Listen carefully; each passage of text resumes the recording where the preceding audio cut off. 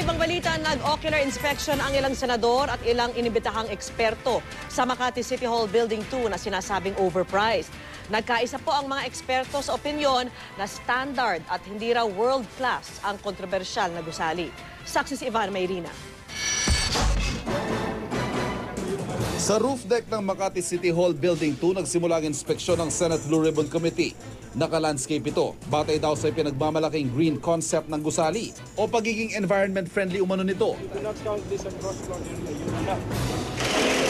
Nasa 11th floor mga storage room na wala pa raw laman. Pinuna ito ng inimbitahang valuation expert na tumutulong sa Senate Blue Ribbon Committee na alamin ang tunay na halaga ng building. I expected the office floor. No? So it's very expensive floor to be used for storage. Sa ikasampung palapag, meron pa rin mga storage room. Naroon din ang bulwagan para sa National Statistics Office o NSO, pero wala pang gumagamit nito. Pababa ng building, dinaanan ng komite ang iba pang office spaces na pawang hindi pa rin ginagamit. Ang iba, hindi pa tapos.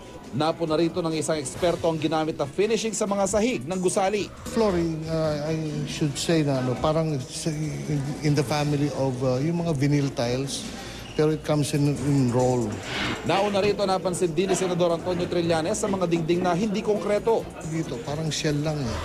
Wala namang maraming partition, and the partitions are drywall partitions. Meaning? Drywall, meaning it's on metal frames and covered by gypsum board. It's also effective dahil this is lighter in weight than a masonry wall. Less expensive? Less expensive. Sa ikapitong palapag, makikita ang atrium na may mga halaman. Kita rin ang mga high-pressure laminate umanong salamin na ginamit. Kasama sa sa pagpapaganda ng building. Inaalam ng komite kung overpriced o may pato ang halaga ng gusali. Ikaw ang mayor at bilang ako vice mayor. Umamin na si dating Vice Mayor Ernesto Mercado na kumita siya dito at malamang din daw maging ang mayor noong panahon niya na si Vice President Jejomar Binay. Namamahalan din ang ilang senador sa 2.3 billion pesos sa ginastos kung ikukumpara sa mga engranding building sa Makati. Lalo't kalahati ng gusali ay para sa parking. Walang finishing ang sahig dito. Pagdating naman sa basement, napansin din ang bahagi ito ng rampa na nasisira na. Hindi rin pinalampas ang hindi pa tapos sa palikuran. Gayon din ang isang tila kwarto na tinakpan ng retasong plywood at tinakpan ng masking tape. Is this something that you would expect of a 2.3 billion peso building? What you saw? Well, definitely not. No? Of course, with that price, I expect a premium building. It's a modern building of average standard, but I wouldn't consider it to be world-class standard. Lumabas din sa aktual na pagsukat, ang gusali may kabuang 27,630 square meters.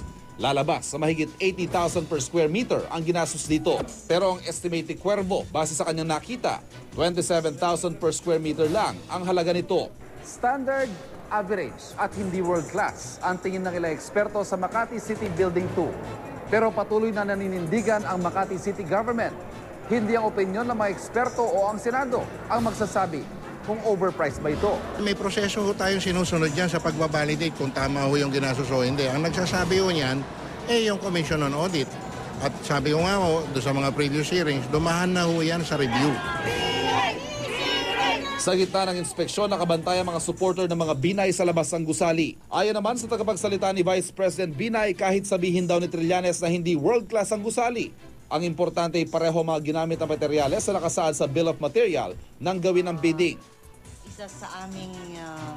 Nauna nang sinabi ni COA Chair Grace Pulido Tan sa pagdinig na may mga nakita silang kaduda-duda sa proyekto.